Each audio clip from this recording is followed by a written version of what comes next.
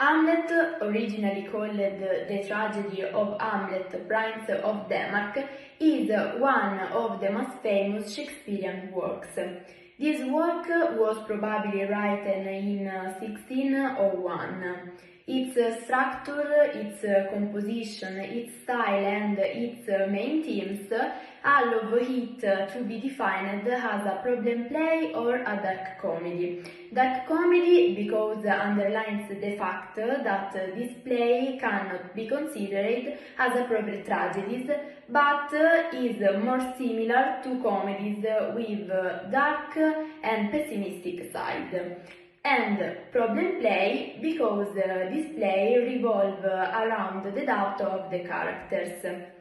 Hamlet is among the most frequently performed works in almost every Western country and has been translated into almost all extant languages. The main themes are medieval and Renaissance men. Hamlet can be seen as a revenge tragedy after the manner of Seneca, in which Hamlet is expected to avenge his father, but the character has Renaissance attributes and creates a conflict in terms of mentality and vision human nature. Hamlet is a philosopher inspired by humanist ideas. For this reason, he can be seen as the prototype of the new man of the Renaissance.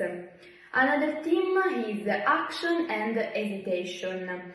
This is one central theme of the play. The play presents many important questions to consider, including the value of life and the impossibility of knowing what comes after life.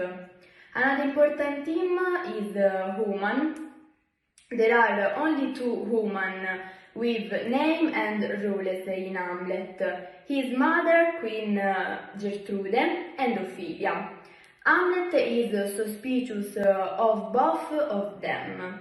His anger towards his mother is due to the haste with which she remarried, while Hamlet suspects that Ophelia is part of the plot against him. The last theme is justice and honor. The aristocratic code of justice and honor demands revenge when honor is lost. Concept of justice, however, became confused, and in the end, revenge is achieved at the cost of innocent lives and of the life of the protagonist himself. How many versions of Hamlet exist? There are 3 versions. The one published in the 4th edition in the 1605, the one that was partly different as well as many morphological and lexical variants. And in the 19th century was discovered a new version. It was a Hamlet published in 1603. And therefore before the first known edition of that play until then. The story of Hamlet is set in the late Middle Ages around the royal palace in Elsinore, a city in Denmark. The story has a specific location and time, but it's not exactly historical drama. The play has a distinct turn of the 17th century vibe. The main character of the play is Hamlet, Prince of Denmark. He is 30 years old and is the son of Queen Gertrude and the late King Hamlet. He has studied at the university in Wittenberg. Hamlet is a unique character in the Western drama for many reasons. He is an extremely talkative character and his excellent verbal abilities allow him to hide his intentions. Hamlet is also the prototype of the melancholic character. Claudius is the king of Denmark, elected to the throne after the death of his brother, King Hamlet. Claudius has married Gertrude, and he is the major Hamlet's enemy and antagonist. He is calculating and an ambitious politician. Gertrude is the queen of Denmark and Hamlet's mother. She was originally married to Hamlet's father, the dead king, but now she married the new king Claudius. Hamlet looks at her suspiciously, wondering if she killed his father. After the sword fight between Hamlet and Laerte, she drinks the poison chalice destined for Hamlet and dies. Polonius is the Lord Chamberlain of Claudius' court. Pompous and arrogant, Polonius is also the overbearing father of Ophelia and Laerte. Ophelia is Polonius' daughter, young woman who's been in love with Hamlet. When Hamlet kills his father, Ophelia goes crazy and drowns in the river. Orazio is Hamlet's close friend, who studied with him at the University of Wittenberg. Orazio is loyal and helpful to Hamlet. After Hamlet's death, Orazio remains alive to tell Hamlet's story. Laerte is Polonius' son and Ophelia's brother. When he learns of his father's death, Laerte is ready to raise a rebellion against Claudius. At the end of the opera, Hamlet kills Laerte. While dying, Laerte admits Claudius' plot to kill Hamlet. The ghost claims to be Hamlet's dead father, the former king of Denmark, also called Hamlet. He appears as a ghost in the first scenes, informing Hamlet and others that he was murdered by his brother Claudius, who shed poison into his ear while sleeping. Fortinbras is the young prince of Norway, whose father, the king also called Fortinbras, was killed by Hamlet's father. Now Fortinbras wishes to attack Denmark to avenge his father's honor. On a dark winter night, a ghost walks the ramparts of Elsinore Castle in Denmark. First discovered by two watchmen, then by the scholar Horatio, the ghost looks like the recently deceased king Hamlet, who was succeeded by his brother Claudius, who married Gertrude, the widowing queen.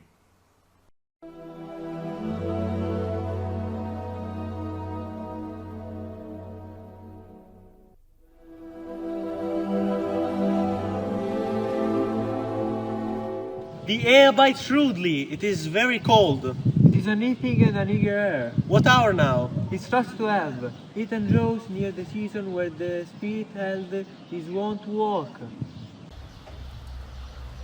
Look, my lord, here comes.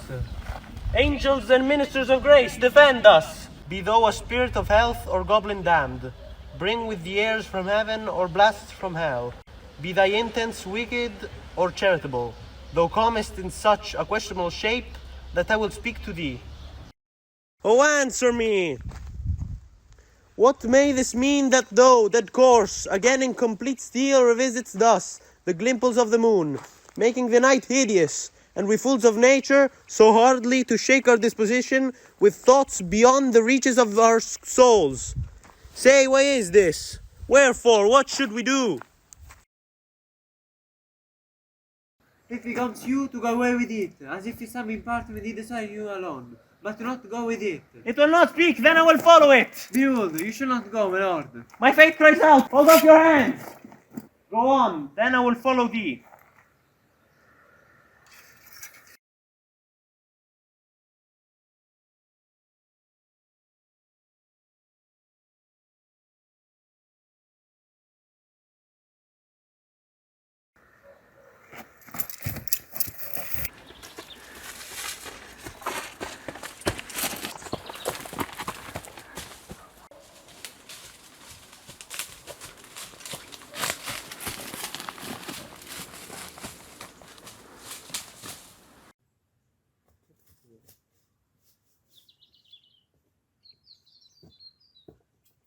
Where wilt thou lead me? Speak! I'll go no further. Lend thy serious hearing to what I shall unfold. Speak! I am bound to hear. I am thy father's spirit, doomed for a certain term to walk the night, and for the day confined to fasting fires, till the foul crime's done. In my days of nature are burnt and purged away. List, list, oh list, if thou didst ever tie dear father love. Oh God! Revenge is foul and most unnatural murder. Murder? Haste me to know it!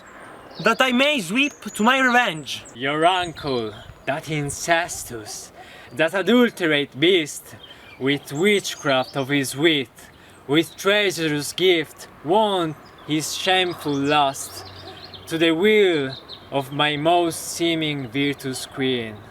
But soft, mad kings, I scent the morning air. Brief let me be, sleeping within my orchard, my custom always of the afternoon. Upon my secure hour, thy uncle stole with juice of cursed Hybenon in a vial, and in the porches of my ear did pour the leprous distilment. Thus was I, sleeping by a brother's hand of life, of crown, of queen at once dispatched. Oh, horrible, horrible, most horrible! If thou hast nature in thee, bear it not. Let not the royal bed of Denmark be a couch for luxury and damned incest. But howsoever thou pursuest this act, taint not thy mind, nor let thy soul contrive against this thy mother oath. The glowworm shows the matin to be near, and gins to pale his unaffectual fire. Adieu, adieu, adieu, remember me. Oh, all you host of heaven! Oh, earth! What else? And shall I couple hell? Oh, fie! Oh, most pernicious woman! Oh, villain, villain, smiling damned villain! My tables! Meet it as I set it down, that own my smile and be a villain. At least I'm sure it may be so in Denmark. So, uncle, there you are. Now to my word. It is adieu. Remember me, I have sworn to. Prince Hamlet devoted himself to avenging his father's death, but because he is contemplative and thoughtful by nature, he delays, entering into a deep melancholy and even apparent madness. Claudius and Gertrude worry about his erratic behavior and attempt to discover its cause. The court expects Hamlet to marry Ophelia, but her father, Polonius, the pompous Lord Chamberlain, suggests that Hamlet may be mad with love for her daughter, so Claudius agrees to spy on Hamlet during a conversation with the girl.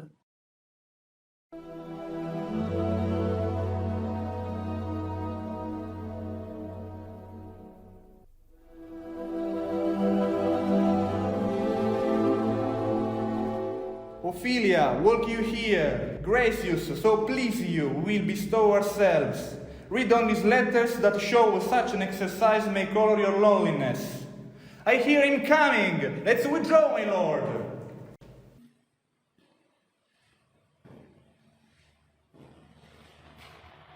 To be or not to be, that is the question.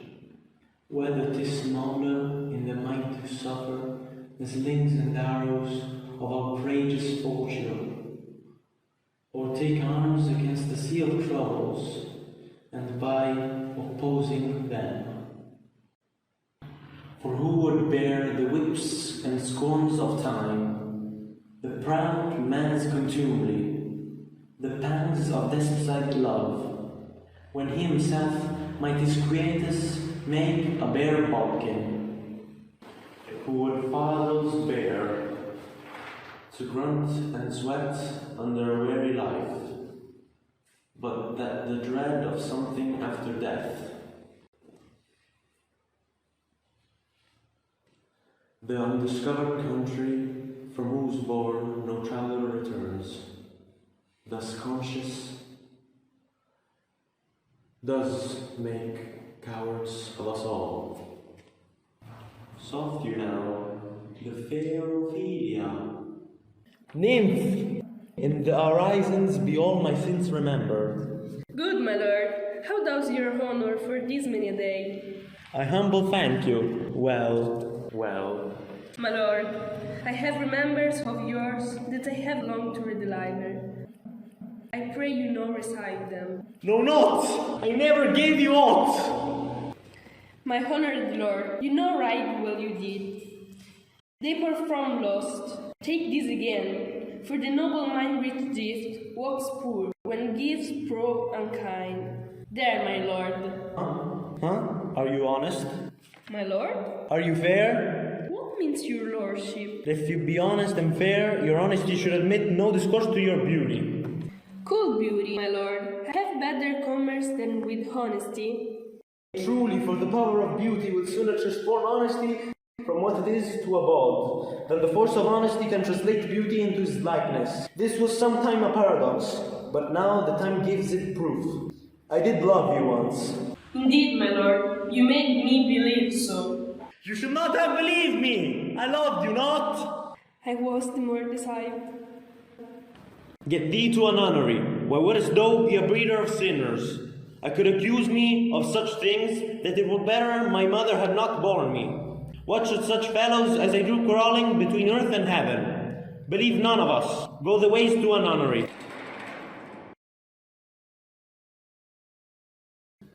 Where is your father? At home, my lord. Let the doors be shut upon him, that he may play the fool nowhere but in his own house. Farewell.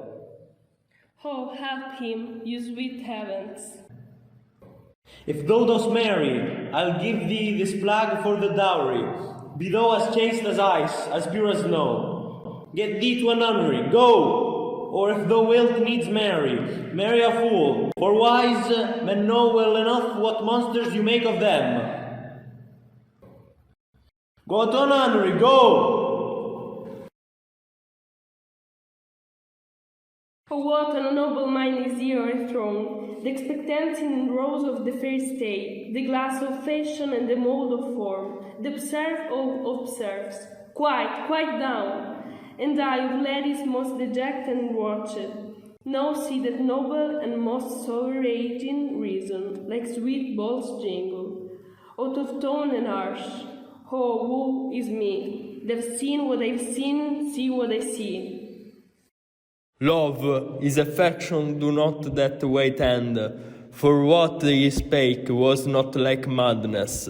There's something in his soul o'er which his melancholy sits on brood, and I do doubt the hatch and the disclose will be some danger, which for to prevent, I have in quick determination do set it down.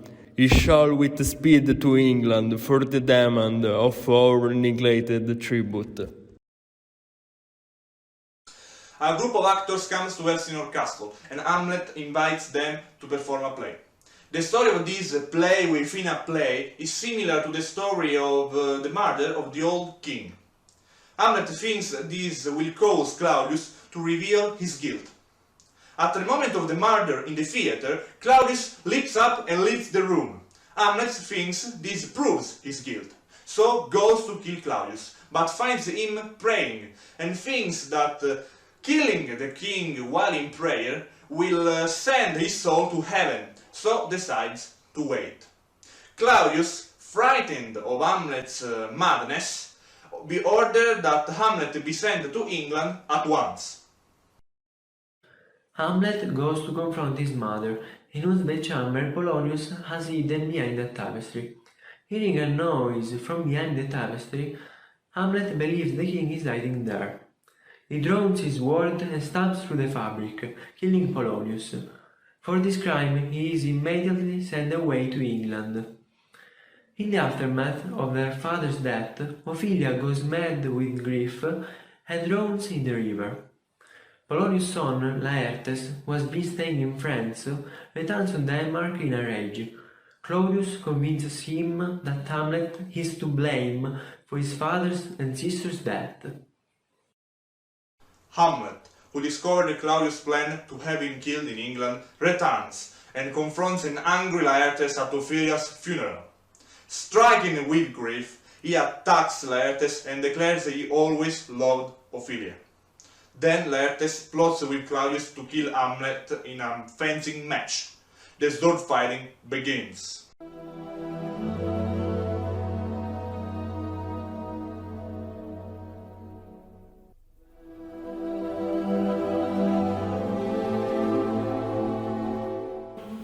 Come, Hamlet, and take these hands from me. Give me your pardon, sir. I've done you wrong. You must needs have heard how I am punished with sore distraction. What I have done that might your nature, honor, and expectation roughly wake, I here proclaim was madness. Wasn't Hamlet wrong, Laertes? Never Hamlet. Who does it then? His madness.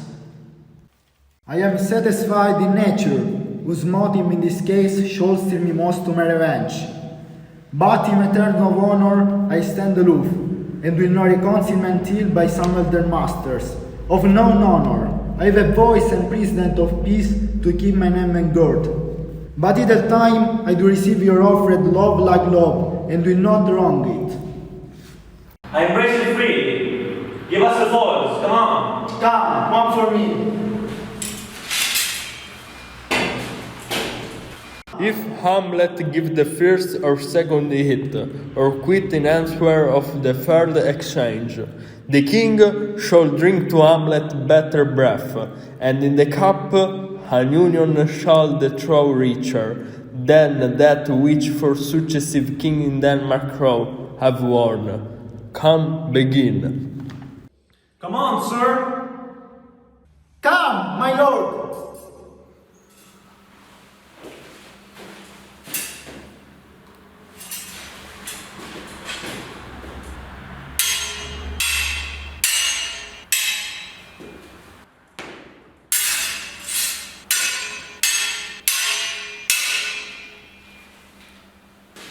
One. No! Judgment.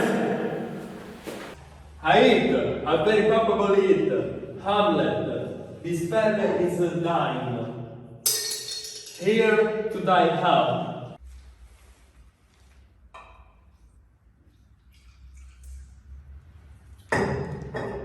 Give him the cup.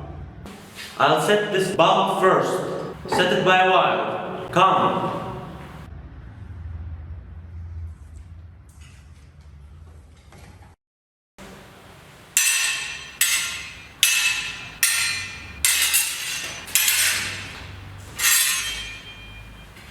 Another hit. What do you say? A touch, lo confessi. Or so shall we. Is fat and scant of breath. Here, Hamlet, take my napkin. Rub thy brows. The queen carries to thy fortune, Hamlet. Good, madame. Gertrude! Do not drink. I will, my lord. I pray you, pardon me. I dare not drink yet, madame. By and by. Come, let wipe thy face. It is the poison cup. It is too late. My lord, I lead him now. Don't think it.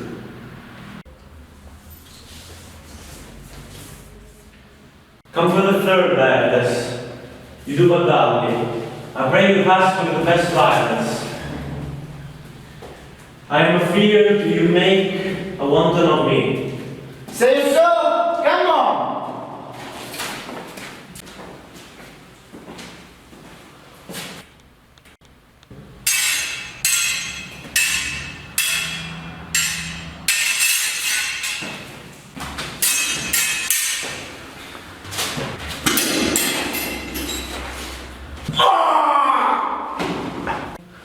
Both answers are bleeding. How is it, my lord? How is it, Laertes? Why, as a hood cut to my own speech, I am justly killed with my own treachery.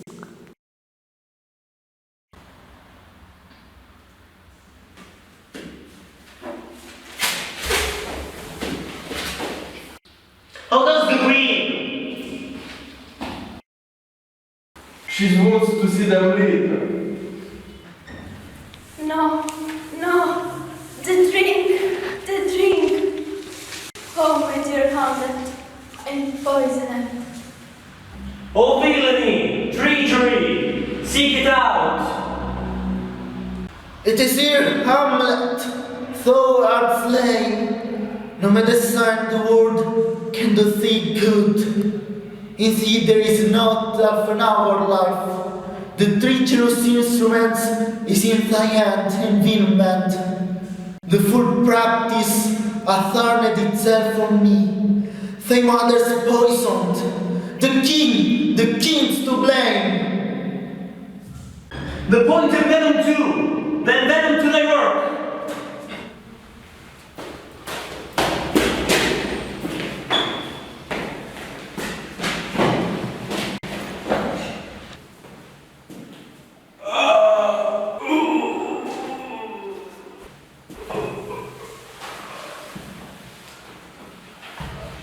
Here, thou incestuous, murderous, damned Dane, drink of this potion. Follow my mother.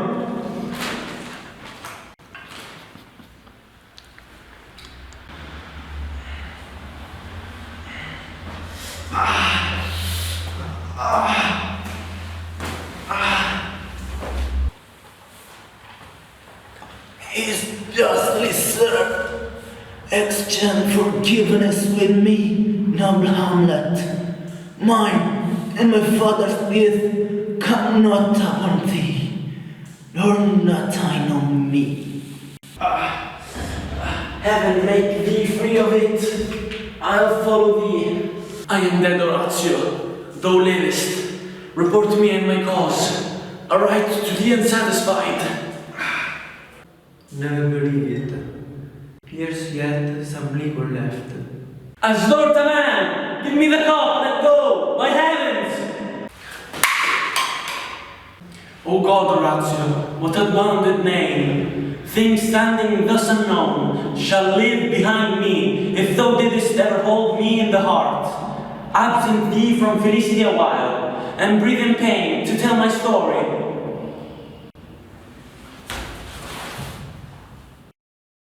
I will.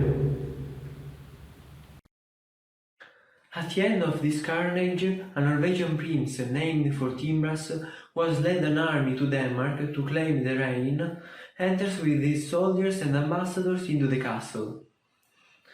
Fortinbras is stunned by the horrible sight of the entire royal family lying sprawled on the floor dead.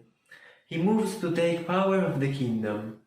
Horatio, fulfilling Hamlet's last request, tells him Hamlet's tragic story.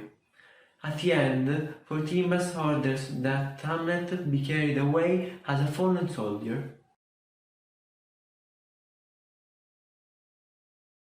Of Shakespeare's famous play Hamlet, there have been different interpretations in theatres and nowadays in cinemas, with films.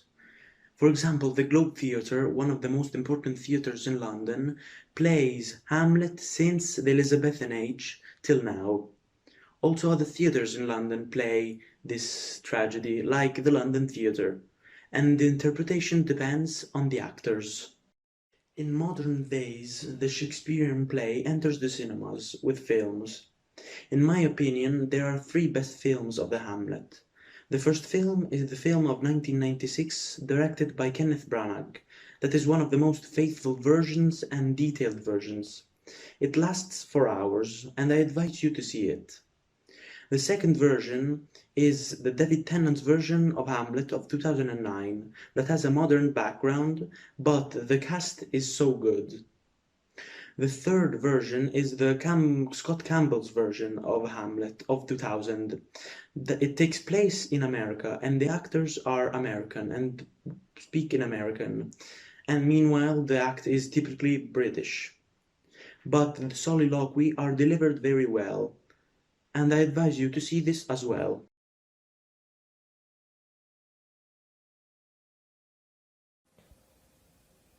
Shakespeare is often celebrated for the number of phrases which he either invented or popularized that have since passed away into everyday speech.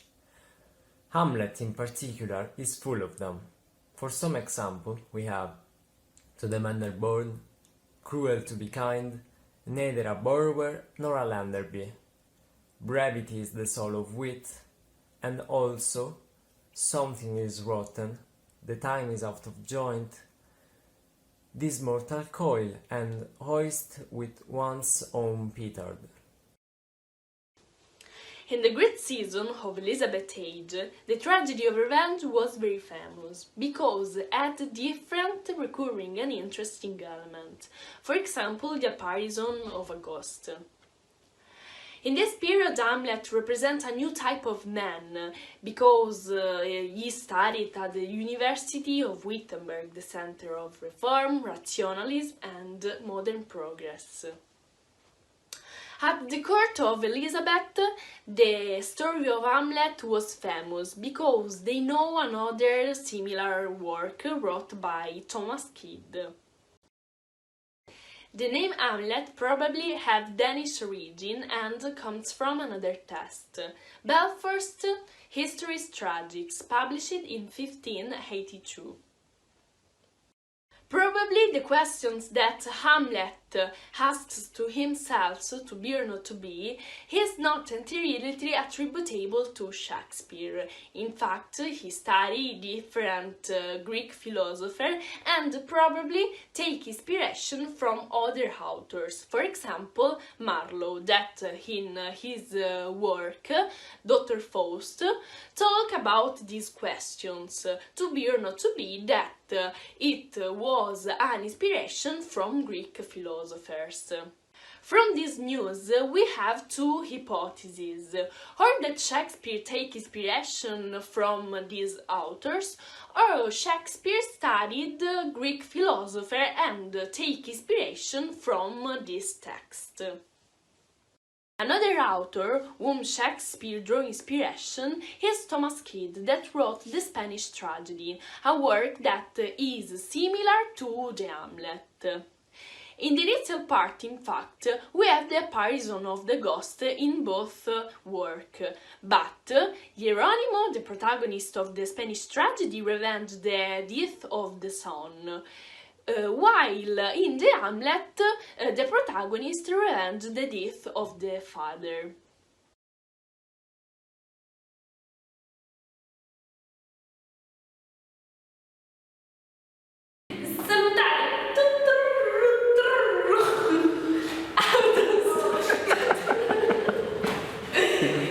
E poi com'era?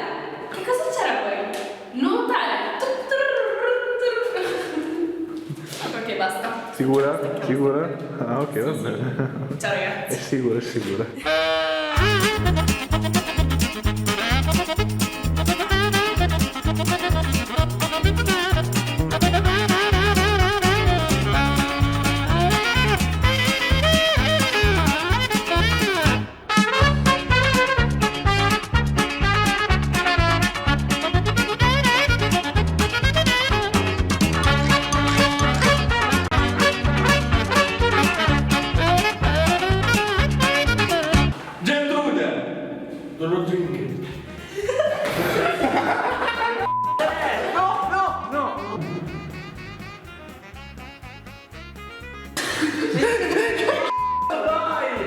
Devi guardare!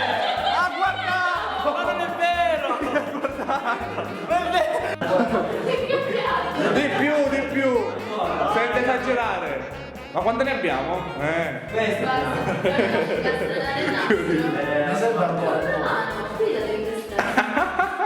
Se si incastra qui si vede? No. Perché è piacevole. È piacevole. Ragazzi, qua sta succedendo qualcosa? Sì. Quello sei stato tu, Giorgio? No, sei stato tu che ho visto. No,